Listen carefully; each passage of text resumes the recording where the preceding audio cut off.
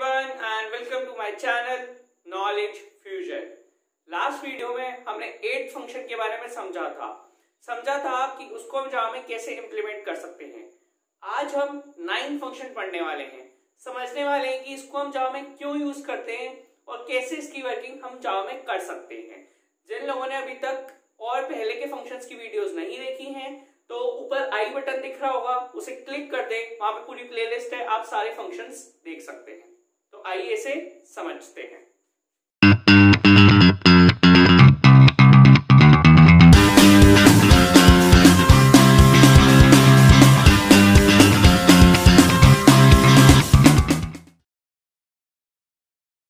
To lower case 9 string function, जैसा कि नाम से ही समझ में आ रहा है, ये क्या करता है, पूरी गिवन स्ट्रिंग को लोअर केस में कन्वर्ट कर देता है।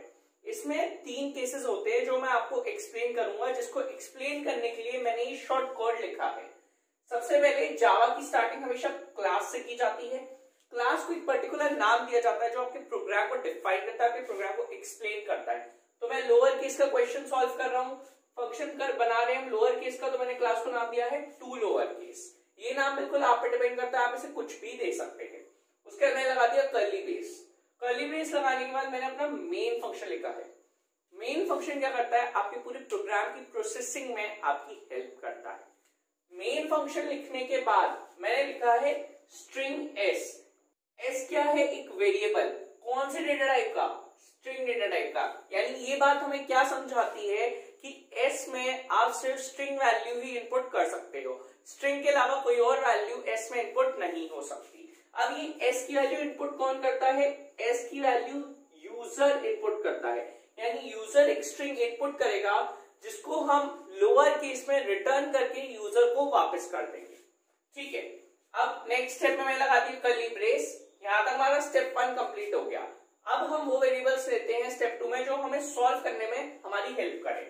तो मैंने यहाँ पे वेरिएबल लिया है S1, इसमें भी मैंने डेटा टाइप लिया है स्ट्रिंग। यानी क्या बता रहा है, ये S1 बता रहा है कि इसके अंदर आप सिर्फ स्ट्रिंग वैल्यू ही स्टोर कर सकते हो।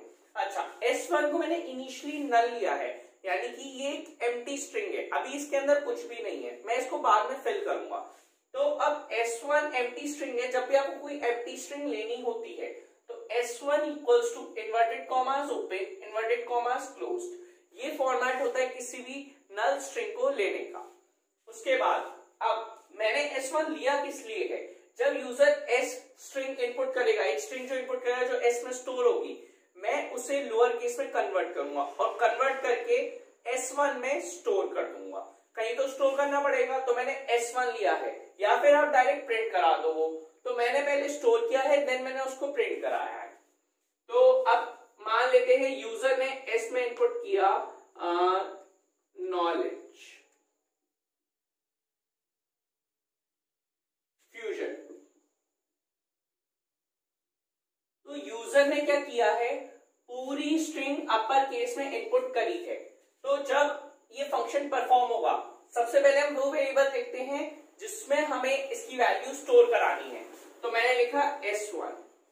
उसके बाद उसने कहा हम जाते हैं S पे, तो हम गए S पे। S पे लग रहा है टू लोअर केस, यानी जो आपकी स्ट्रिंग है उस पूरे पे आप लोअर केस फंक्शन लगा दो। तो इसका आउटपुट क्या आ जाएगा, नॉलेज फ्यूजन। तो आपने देखा लोअर केस फंक्शन लगने से क्या हुआ, पूरा जो आउटपुट है वो लोअर केस में आ गया, यानी पूरी जो स्ट्रिंग है वो लोअर केस में कन्वर्ट हो गई। उसके बाद नेक्स्ट स्टेप क्या है, SOPLN S1। सबसे पहली बात तो आप SOPLN यूज नहीं कर सकते, आपको फुल फॉर्म system.out.println यूज करना है। ठीक है, मैंने S1 प्रिंट कराया है। SOPLN का काम होता है S1, यानी जो भी आप अंदर SOPLN के अंदर लिखेंगे उसको प्रिंट कराना। तो S1 प्रिंट हुआ है, तो यानी आपकी आउटपुट स्क्रीन पे ये नॉलेज फ्यूजन प्रिंट हो जाएगा। ठीक है, ये पहला केस था जो मैंने आपको एक्सप्लेन किया। अब सेकेंड केस देखते हैं कि क्या हो सकता है। मान लीजिए कि यूजर ने नॉलेज इनपुट किया है कैपिटल में और फ्यूजन इनपुट किया है स्मॉल में, तो क्या होगा, आपके हिसाब से आउटपुट क्या आएगा। जब ऐसा हुआ तो S1 is equal to S.2 lower case फिर से परफॉर्म होगा। ठीक है, फिर से वो पूरी एस स्ट्रिंग को लोअर केस में कन्वर्ट करेगा। तो जैसा कि आप देख सकते हैं नॉलेज आपकी अपर केस में है तो वो अगेन लोअर केस में कन्वर्ट हो जाएगी, और फ्यूजन आपका ऑलरेडी लोअर केस में है तो फ्यूजन एज इट इज रहेगा, यानी लोअर केस में है तो लोअर केस में ही रहेगा, और आपका आउटपुट सेम यही स्ट्रिंग आएगी, सेम यही स्ट्रिंग आउटपुट की स्क्रीन पे आपको विजिबल होगी। ठीक है, अब एक केस और लेते हैं।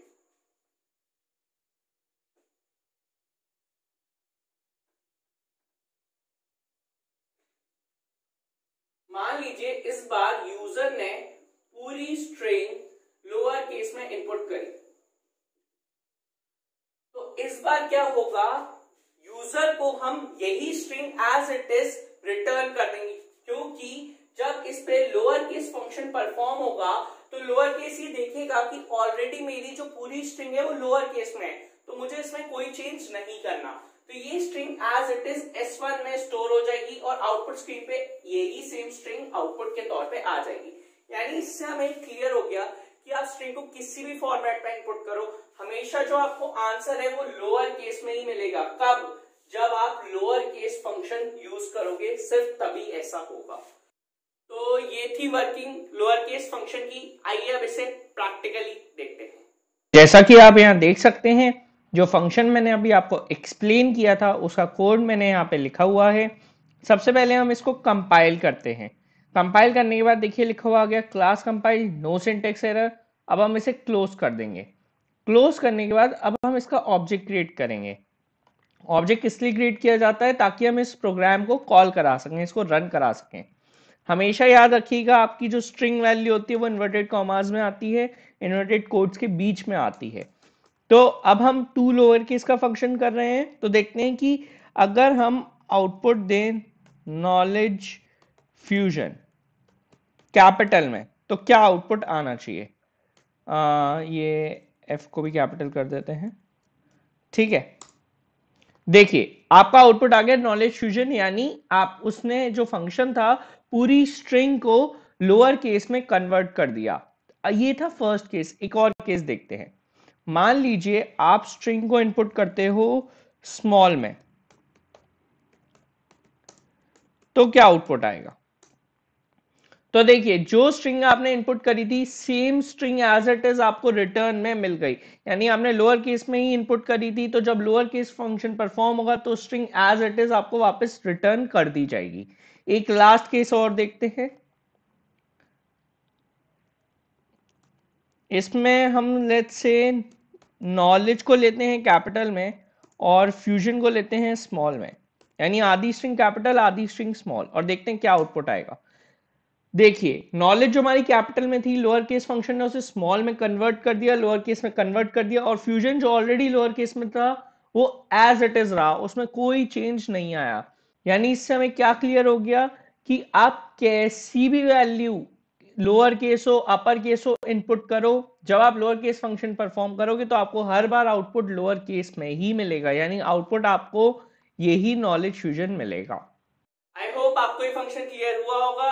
अगर ये वीडियो पसंद आई हो तो इसको लाइक करें, शेयर करें और चैनल को जरूर सब्सक्राइब करें। और एक इंपॉर्टेंट बात, अगर आपको कोई भी कैसा भी डाउट है या फिर कोई भी क्वेरी है तो आप मुझे कांटेक्ट कर सकते हैं।